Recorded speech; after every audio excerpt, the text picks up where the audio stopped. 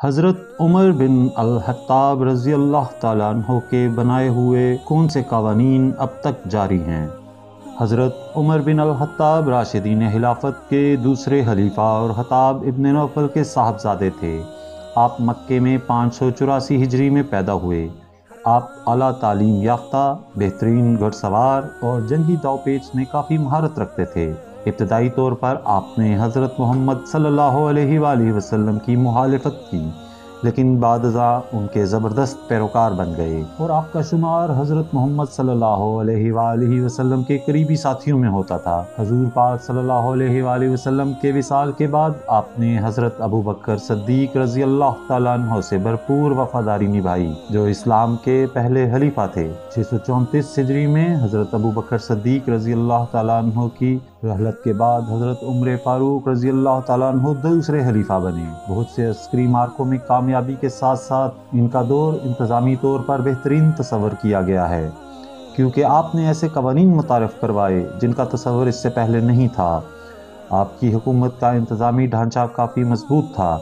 ان کے اکثر قوانین کئی غیر مسلم ممالک نے بھی اپنائے ہیں، جن میں برطانیہ، اسکینڈینیویا کنٹریز، ناروے، سویڈن اور ڈنمارک شامل ہیں۔ ناروے میں عمر الاؤنس کے نام سے سرکاری طور پر بچوں کی بہبود کے لیے ایک وظیفہ جاری ہوتا ہے۔ اس وظیفے کا تصور مسلمانوں کے دوسرے خلیفہ حضرت عمر رضی اللہ تعالیٰ عنہ کے نظام سے لیا ہے، اور اسی وجہ سے اس وظیفے کو عمر الاؤنس کا نام دیا گیا ہے۔ امیر المومنین حضرت عمر رضی اللہ تعالیٰ عنہ نے شہریوں کے جان و مال اور ابرو کے تحفظ، بلکہ روزگار اور کفالت کی ضمانت کے حوالے سے جو آئیڈیل نظام دنیا کے سامنے پیش کیا، جو رہتی دنیا تک کے انسانوں کے لیے رہنمائی کا روشن مینار رہے گا۔ حضرت عمر رضی اللہ تعالیٰ عنہ کا یہ نظام خود ساختہ نہیں تھا، بلکہ وہی نظام تھا جو جناب سرور کائنات حضرت محمد صلی اللہ علیہ وآلہ وسلم نے پیش فرمایا، جو حضرت ابو بکر صدیق رضی اللہ تعالیٰ عنہ کے دور میں بھی نافذ الامر رہا، کیونکہ ان کے دور میں جنگوں اور ارتداد کے فتنوں کے ساتھ زیادہ کشمکش رہی، اس لیے اس نظام کو مکمل اور مربوط عملی شکل دینے کا موقع نہ مل سکا، اور یہ سعادت حضرت عمر رضی اللہ تعالیٰ عنہ کو حاصل ہوئی، اس لیے کہ انہیں اطمینان کے ساتھ 10 سال تک زمین کے ایک بڑے خطے پر حکومت کرنے کا موقع ملا تھا، اور جناب حضرت محمد صلی اللہ علیہ وآلہ وسلم کی تعلیمات اور ارشادات کو ایک مربوط نظام کی صورت میں سوسائٹی پر لاگو کرنے کے مواقع میسر آئے۔ حضرت عمر نے بے روزگاروں، مزدوروں، ضرورت مندوں کے وظائف مقرر کرنے کے ساتھ ساتھ بچوں کے وظائف بھی مقرر کیے، تاکہ ان کی پرورش اور تربیت اچھے سے ہو سکے۔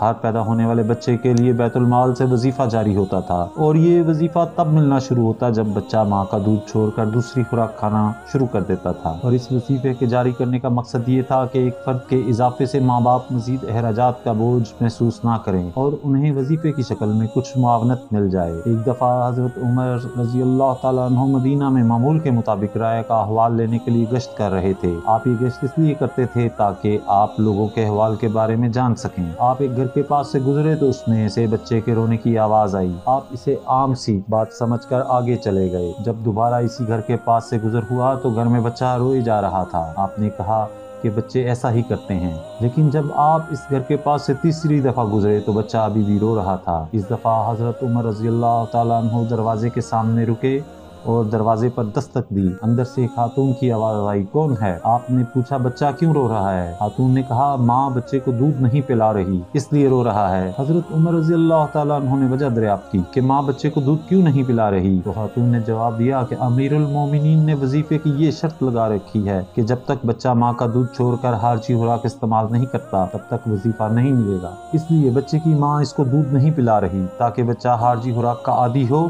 اور وہ بچے کو پیش کر کے وظیفہ حاصل کر سکے۔ یہ سن کر حضرت عمر رضی اللہ تعالیٰ عنہ نے پیشانی پکڑ لی اور کہا، اے عمر تو نے کتنے معصوم بچوں کو یوں رلایا ہوگا۔ اس کے بعد آپ رضی اللہ تعالیٰ عنہ نے اس عورت سے کہا، وہ خود امیر المومنین حضرت عمر رضی اللہ تعالیٰ عنہ ہیں، اس عورت سے کہا کہ وہ بچے کی ماں سے کہے کہ اس کو دودھ پلائے اور صبح اس کو میرے پاس لے آؤ تاکہ اس کا وظیفہ جاری کیا جائے۔ اگلے روز نہ صرف اس بچے کا بلکہ تمام بچوں کا وظیفہ جاری کر دیا، اور آپ نے قانون میں ترمیم کر کے کہا کہ بچے کے دودھ چھوڑنے کا انتظار نہ کیا جائے بلکہ بچے کے پیدا ہوتے ہی وظیفہ جاری کر دیا جائے۔ سیدنا فاروق اعظم حضرت عمر رضی اللہ تعالیٰ عنہ کو مورحین اولیات سے تعبیر کرتے ہیں۔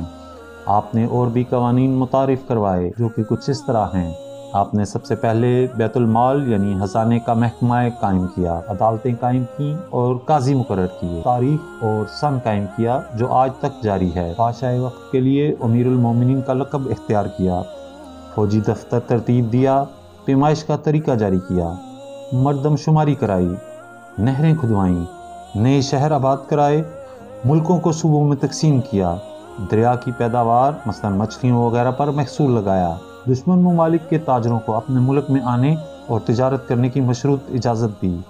جیل خانہ جات قائم کیے، درے ہنٹر کا استعمال کیا، راتوں کو گشت کر کے رایا کا حال جاننے کا طریقہ دریافت کیا،